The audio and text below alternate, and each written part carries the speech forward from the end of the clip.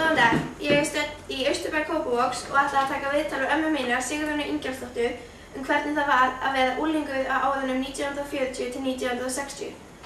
Nú skulum við byrja. Hvað ertu gömul? 77 ára. Hvar áttu heima þegar þú varst unglingur eða yngri?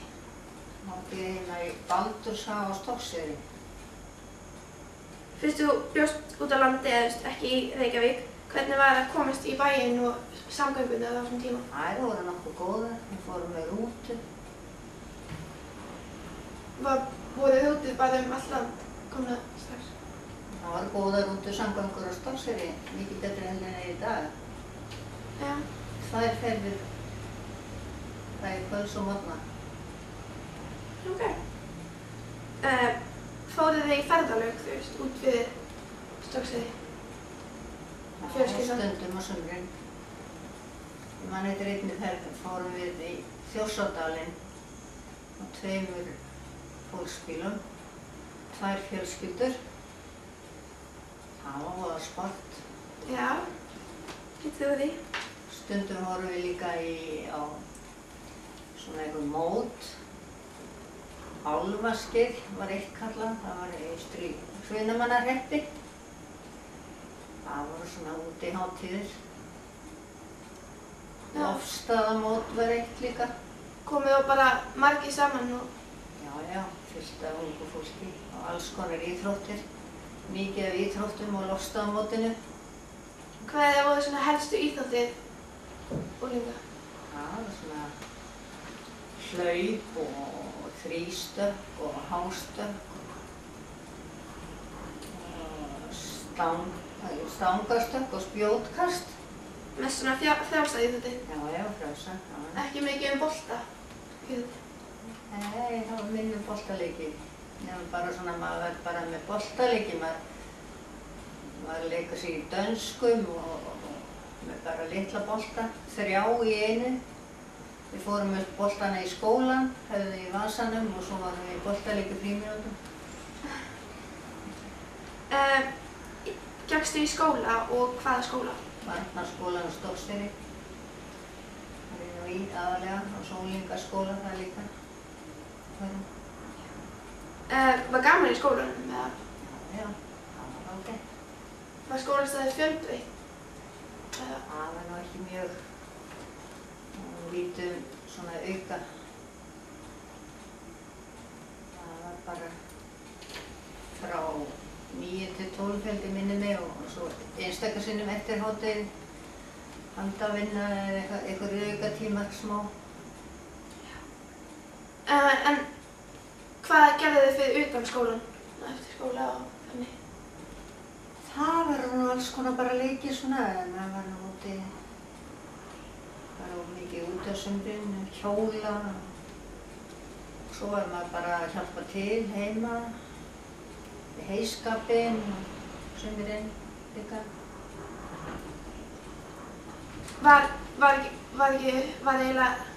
Var nokkuð með tækni komin þessum tíma? Það var ekkert sjónvarp. Það var bara útvarp. Einstaka fólk átti segurbönd sem þótti voðalega fínt þá og mikil tækni. Vannstu við eitthvað sem unglingur? Já, ég fór nú að vinna árið sem ég fermdist. Fór ég að vinna smá við þess að barnaheimili sem var þarna. Svo lítið tíma. Sumrinu. Já. En hvernig voru húsin á Stokkseyri? Var langt frá? Þurfti maður að labba langt til að komast í skólann eða? Já, ég var 20 mínútur að ganga í skólann.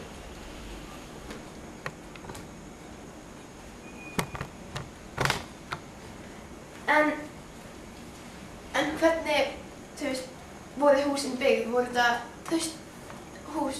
Ég átti heima í timburhúsi. Svona með bárujárni utan á. Var langt á milli húsa? Eða til dæmis á næsta bæ? Næsta bæ? Nei, það var bara 2-3 mínútur á næsta bæ. Það er svo mjög mikið af þéttum húsum í dag. það hefur breyst mikið Já. í þessum þorpum. Hver var helsti atvinnuvegur fólks í kringu þig? Svona fullorðið fólks.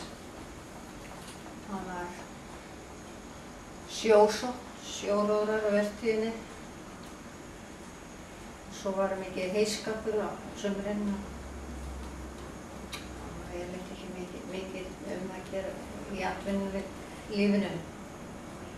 Fólk fór í kaupavinnu, kannski eitthvað burtu. Svo kom Bretavinnan 1900 þegar herinn kom. Þá fóru margir í vinna hjá hernum í Kaldaðanesi.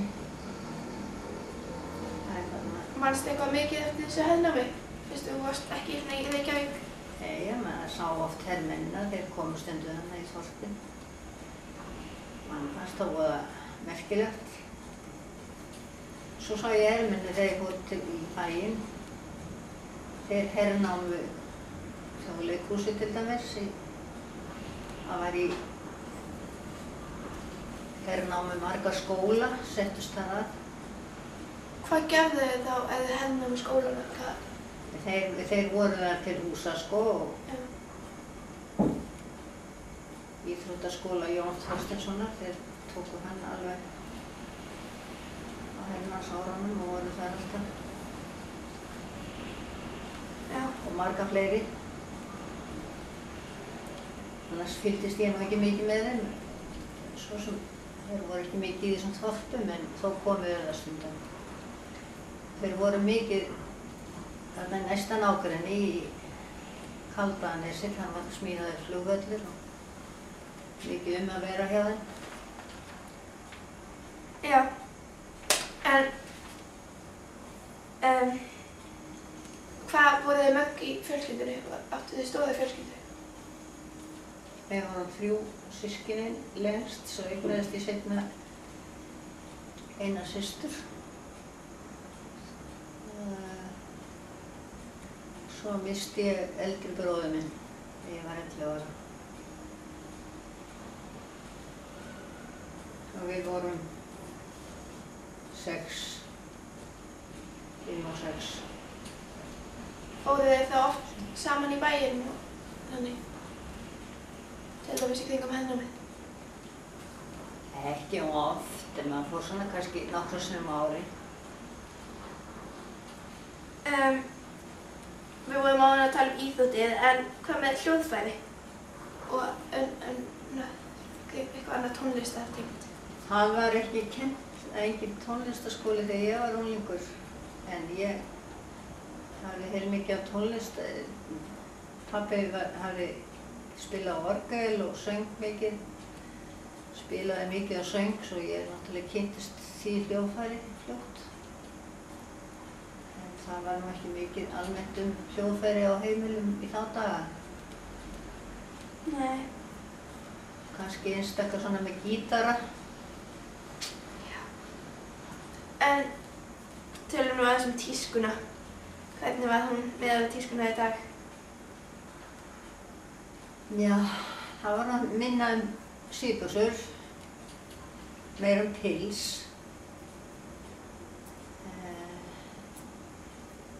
1940, þegar ég fermdist, þá voru pilsin svona rétt niður fyrir neðan hné. Fermingakjólinn var rétt niður fyrir hné. Svo fermdist maður í síðan hvítum kjólum líka. Það fékk alltaf 2 kjóla. Stuttan og síðan. Já, þá held ég að við séum bara búin nú í dag. Ég ætla bara að þakka þér fyrir viðtalið. Þakka þér sömuleiðis.